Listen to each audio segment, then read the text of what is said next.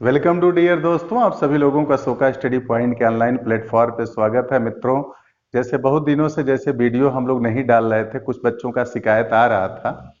तो कुछ चीज़ें ऐसी थी, नहीं हम लोग आ पा रहे थे।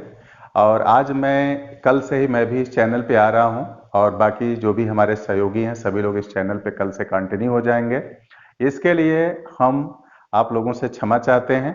और फिर हम नंबर सिस्टम यूपीपी के लिए हम नंबर सिस्टम को लेकर के आए थे। उत्तर प्रदेश पुलिस के नंबर सिस्टम लेकर के आए थे। आइए चलिए दोस्तों, हम नंबर सिस्टम में आइडेंटिफिकेशन ऑफ नंबर, संख्याओं की पहचान के बारे में बता रहे थे। अभी हम सिर्फ आपको बताए थे नेचुरल नंबर, प्राकृतिक संख्या क्या होती है, पूर्ण संख्या होल नंबर क्या होता है। इन्हीं सबों के बारे में हम चर्चा आपसे किए थे। और फिर सम संख्या के बारे में हम पढ़ा रहे थे, और फिर उसी के बारे में अभी बताए थे। दोस्तों, आगे हम बढ़ रहे हैं। अब संख्याओं की पहचान में जो हमारा टॉपिक क्या था, संख्याओं की पहचान। टॉपिक हमारा था संख्याओं की पहचान, आइडेंटिफिकेशन ऑफ नंबर। संख्याओं की पहचान, आइडेंटिफिकेशन ऑफ नंबर हमारा टॉपिक था। हम लोग सम संख्या के बारे में पढ़ लिए थे, उसके बारे में हम फोकस कर दिए थे। अब हम बात करने जा रहे हैं, जैसे अब हम बात करने जा रहे हैं यहां पर विषम संख्या। अब दोस्तों, विषम संख्या की अगर हम बात करें, आड नंबर, विषम संख्या आड नंबर, विषम संख्या आड नंबर। जैसे कि विषम संख्या का मतलब ये होता है ऐसी संख्या जो दो से पूर्णतः विभाजित नहीं होती है। ऐसी संख्या जो दो से पूर्णतः विभाजित नहीं होती है विषम संख्या कहलाती है। जैसे अगर हम बात करें 1, 1, 3, 5, 7, 9, 11, 13 एंड सो ऑन। दोस्तों, ये सभी संख्याएं हमारी क्या है, विषम संख्याएं हैं। ये सभी संख्याएं दो से पूर्णतः विभाजित नहीं होती हैं। पूर्णतः विभाजित होने का मतलब यही होता है दोस्तों, अगर ये 13 दिया है, अगर 13 से हमने भाग दिया, 2 छके क्या आ गया, 12 आ गया। देख रहे हैं शेषफल क्या आ गया, 1 आ गया। अब इसको हम कहेंगे 13 क्या है, दो से पूर्णतः विभाजित नहीं है। 13 दो से क्या है, पूर्णतः विभाजित नहीं है। जैसे अगर कोई नंबर लेते हैं, जैसे हमने 12 ले लिया, अगर 12 में 2 से भाग दे रहे हैं तो 2 छके 12 हो गया, शेषफल क्या आ गया, 0 आ गया। दोस्तों, कहेंगे कि ये जो 12 है 2 से पूर्णतः विभाजित है, लेकिन 13 क्या है, 2 से पूर्णतः विभाजित नहीं है, क्योंकि यहाँ पे शेषफल क्या मिल रहा है, 0 के अलावा 1 मिल रहा है। तो दोस्तों, पूर्णतः विभाजित होने का मतलब यही है कि अगर शेषफल 0 आ जाता है तो उसको कहा जाएगा पूर्णतः विभाजित है। अगर शेषफल 0 नहीं आता है, 0 के अलावा कोई डिजिट या नंबर आ जाता, कोई डिजिट आ जाता है, तो उसको कहेंगे वो पूर्णतः विभाजित नहीं है। इस तरीके से सम संख्याएं वो होती हैं जो दो से पूर्णतः विभाजित नहीं होती हैं। अब जैसे बहुत से बच्चे ऐसे होते हैं जिनको सम और विषम में भी कठिनाई होता है। सम और विषम, जैसे मान लीजिए हमने 83 लिख दिया। अभी कोई पूछे कि विषम संख्या है कि सम संख्या है, अगर इकाई के जगह पे अगर क्या है, अगर विषम अंक है, इकाई के जगह पर अगर क्या दे दिया जाए, विषम अंक दे दिया जाए, तो कहा जाएगा वो संख्या हमारी क्या है, विषम है। जैसे अगर लिख देते हैं 8, 7, 5, 4, अगर 7 लिख दिया, इकाई के जगह पे देख रहे हैं विषम अंक है, इसलिए पूरी संख्या का है, विषम संख्या है। अगर हम लिख देते हैं 6, 7, 5, 4 लिख दिया, इकाई के जगह पे देख रहे हैं सम अंक है, तो संख्या हमारी क्या हो गई, सम संख्या हो गई। इस तरीके से दोस्तों, अगर किसी भी संख्या के इकाई के स्थान पर जीरो सहित अगर इवन डिजिट आ जाता है, जीरो सहित अगर इवन डिजिट आ जाता है, तो संख्या हमारी सम संख्या होती है। और अगर इकाई के स्थान पर किसी संख्या में अगर 1, 3, 5, 7, 9 आ जाता है, तो दोस्तों हमारा क्या होता है, विषम संख्या होता है। उम्मीद कर रहे हैं कि सम संख्या और विषम संख्या के बारे में आपको क्लियर हो गया होगा। मित्रों, अब हम लेते हैं, जैसे कि यही आपको समझा रहा था पूर्णतः विभाजित और पूर्णतः नहीं विभाजित क्या है, ये भी आपको क्लियर हो गया होगा। जैसे कि विषम संख्या का मतलब यह है कि दो से पूर्णतः विभाजित न हो। तो अब ये सभी संख्याएं हमारी क्या है, विषम संख्याएं हैं। सबसे छोटा विषम संख्या हमारा क्या है, 1 है।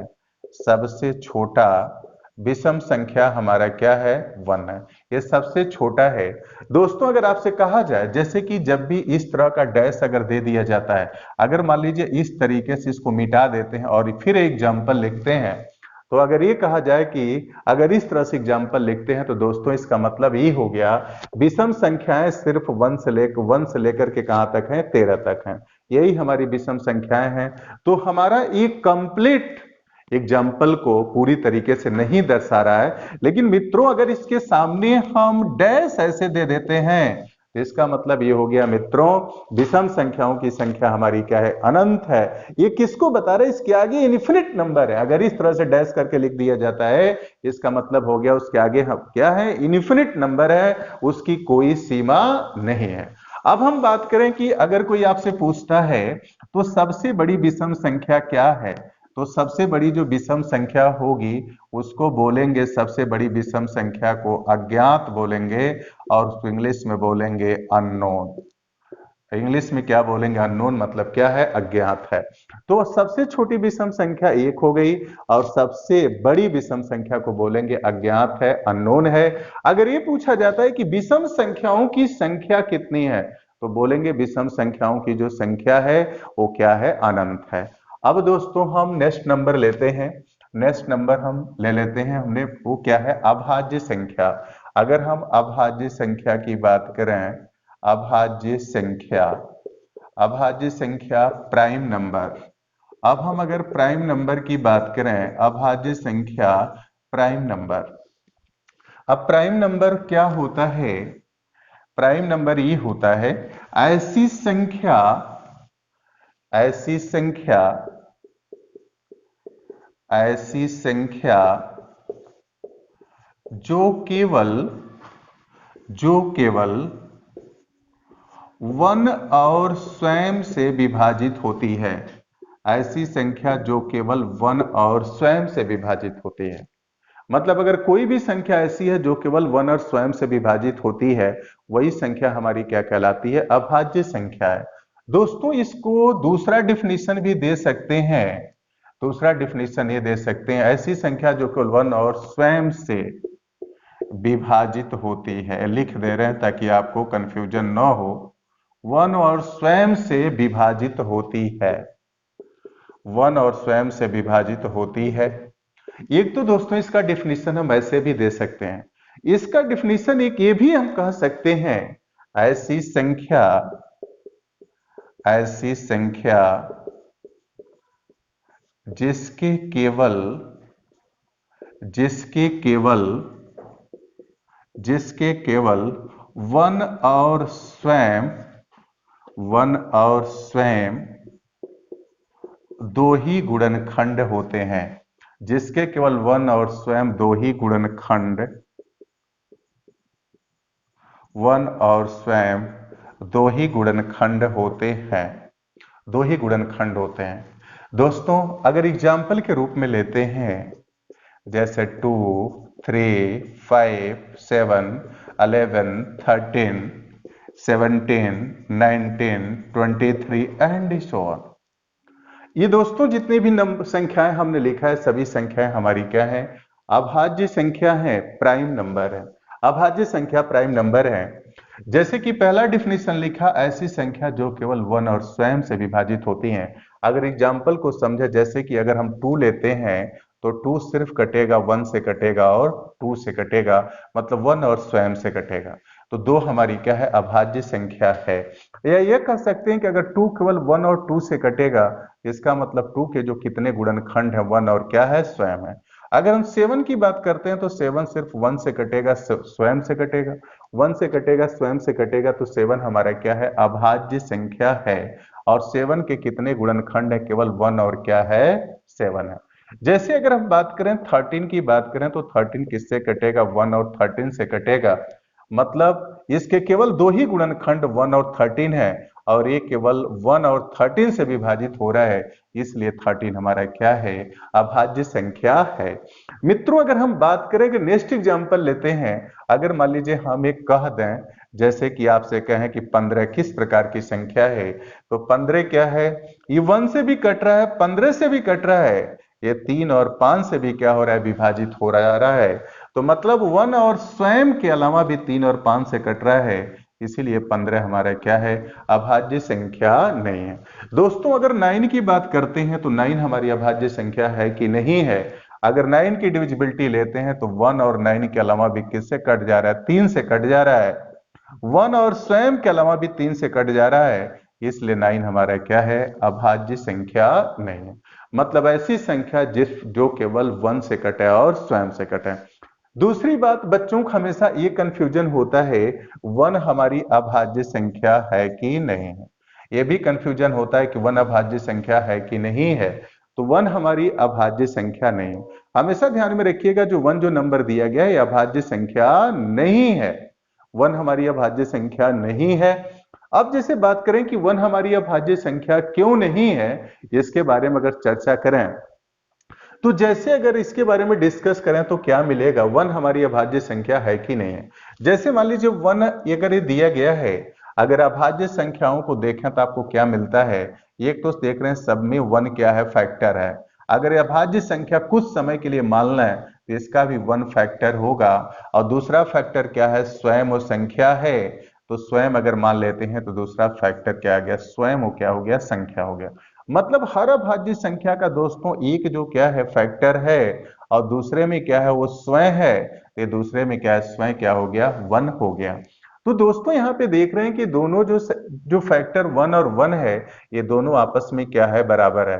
ये दोनों फैक्टर आपस में क्या है, बराबर है।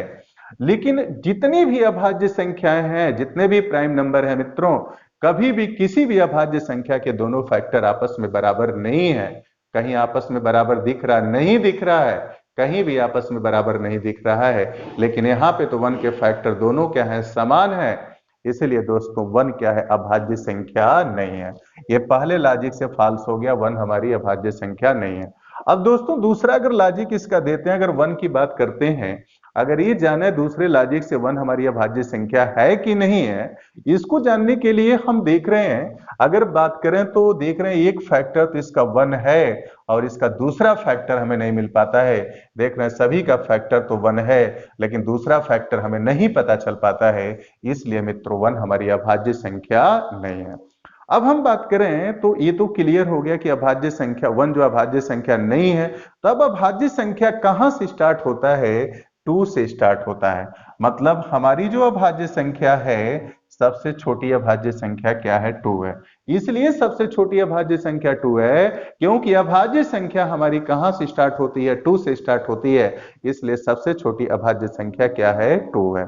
ठीक, यह दोस्तों 2 क्या है, जो अभाज्य संख्या है, ये बहुत ही इंपॉर्टेंट है। इंपॉर्टेंट इसलिए हो जाता है, ये केवल जितनी भी अभाज्य संख्याएं देख रहे हैं, अगर हम ये कहें कितनी अभाज्य संख्याएं हैं, तो हम बोलेंगे अभाज्य संख्याओं की क्या है, संख्या अनंत है, इनफाइनाइट है। तो आप देख रहे हैं कि अगर इनमें सभी इनफाइनाइट अगर अनंत संख्याएं हैं, तो सिर्फ एक ही संख्या ऐसी है जो 2 दी गई है, एक ही संख्या 2 ऐसी है जो क्या है, सम है। और बाकी जितनी भी संख्याएं हैं वो सभी संख्याएं हमारी क्या है, विषम है।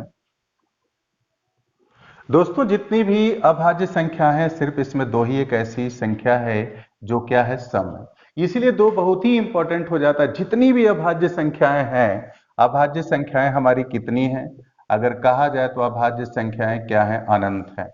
वो जो की गिनती नहीं की जा सकती है, अभाज्य संख्याएं हमारी अनंत हैं। लेकिन जितनी भी ये संख्याएं हैं उसमें 2 ही, एक ऐसी संख्या है जो 2, वो क्या है, हमारा सम है। अगर आपसे पूछा जाए कि कितनी ऐसी सम अभाज्य संख्याएं हैं, कितनी ऐसी अभाज्य संख्याएं जो सम है, तो क्या बताएंगे, 1 है, और वो क्या है, 2 है। वैसे तो अभाज्य संख्याओं की संख्या अनंत है, लेकिन आपसे पूछ दिया जाए कितनी ऐसी संख्याएं हैं जो अभाज्य हैं और सम हैं, तो सिर्फ एक ही ऐसी संख्या है जो सम भी है और क्या है, अभाज्य है। बाकी जितनी अभाज्य संख्याएं हैं, ये सभी संख्याएं हमारी क्या है, विषम है। ये सभी संख्याएं हमारी क्या है, विषम है।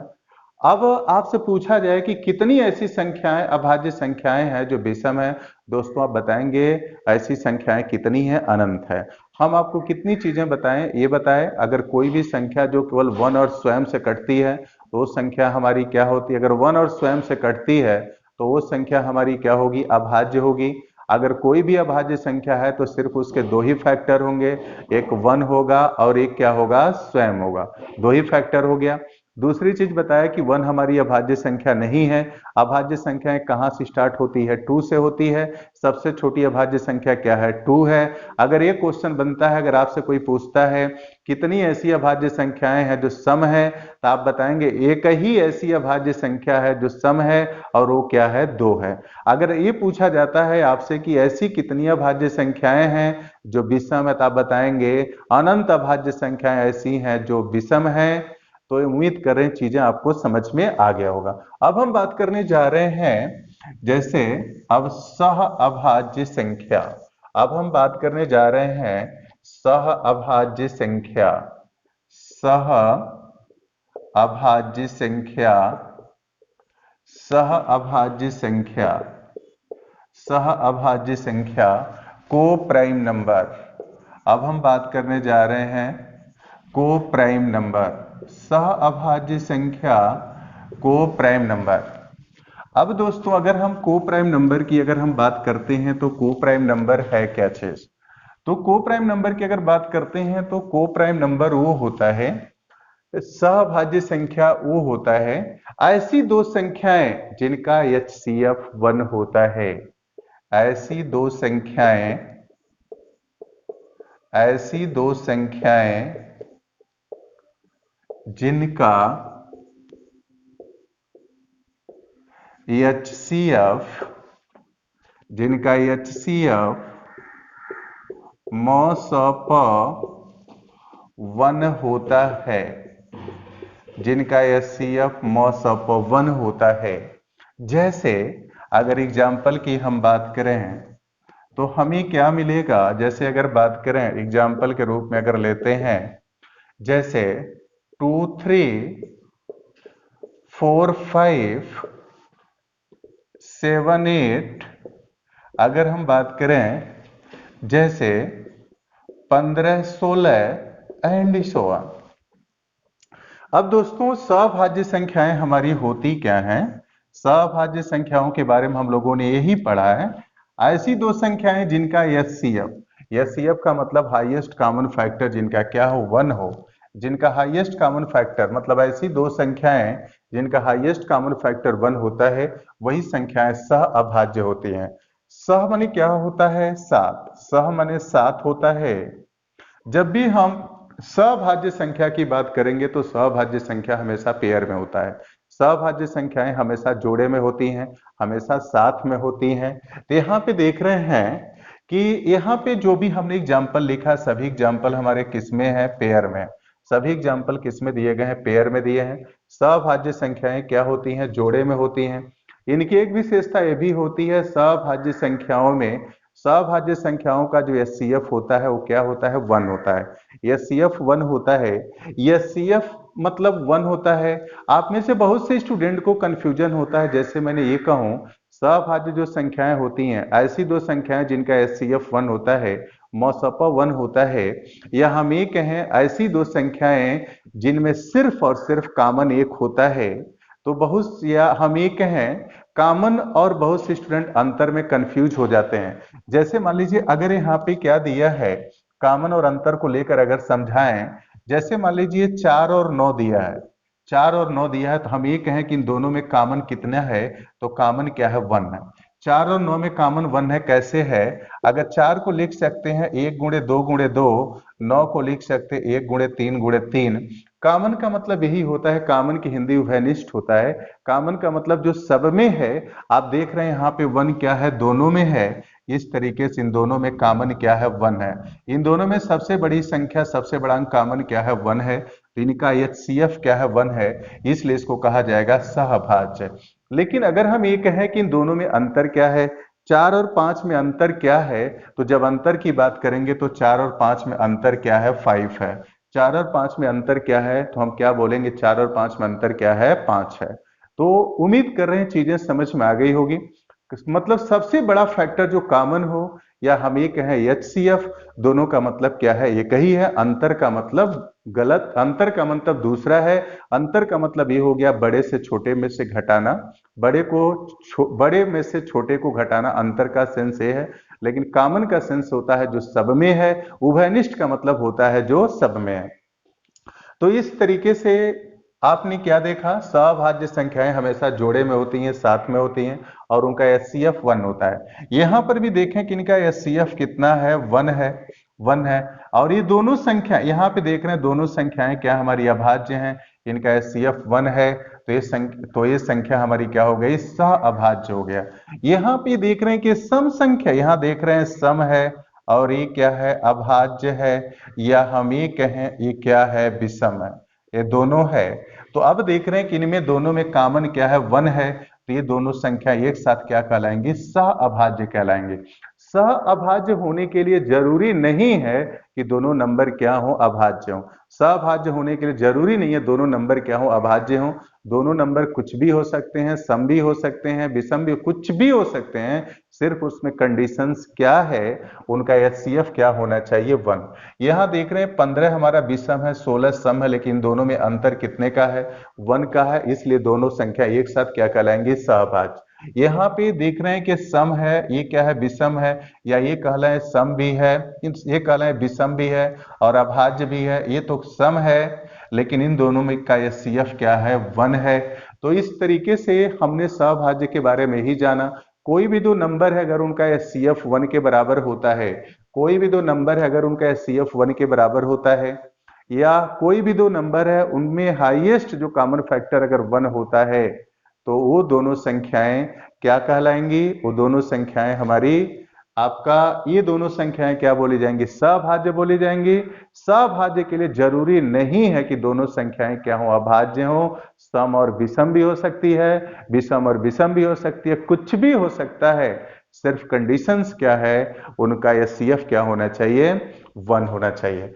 अब हम बात करने जा रहे हैं, जैसे अगर हम यौगिक अभाज्य या जुड़वा अभाज्य संख्या, ये कहें यौगिक अभाज्य, यौगिक अभाज्य, यौगिक अभाज्य,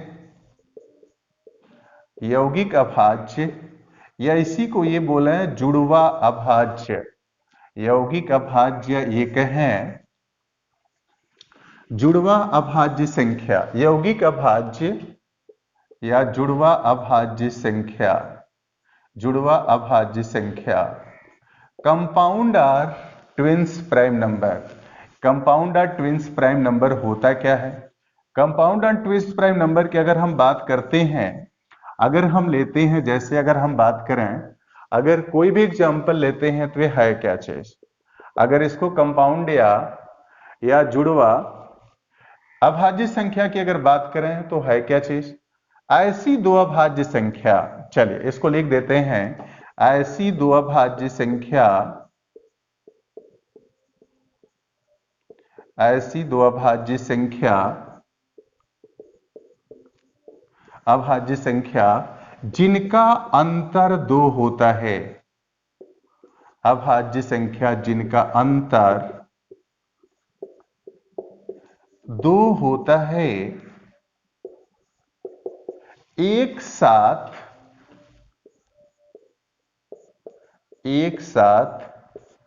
यौगिक या जुड़वा अभाज्य संख्या कहलाती हैं। यौगिक या जुड़वा अभाज्य संख्या कहलाती हैं।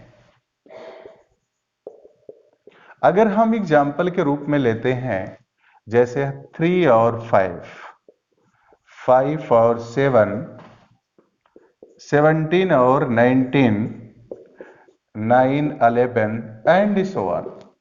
मतलब कि यौगिक अभाज्य जुड़वा अभाज्य संख्याएं क्या होती हैं, ऐसी दो अभाज्य संख्याएं।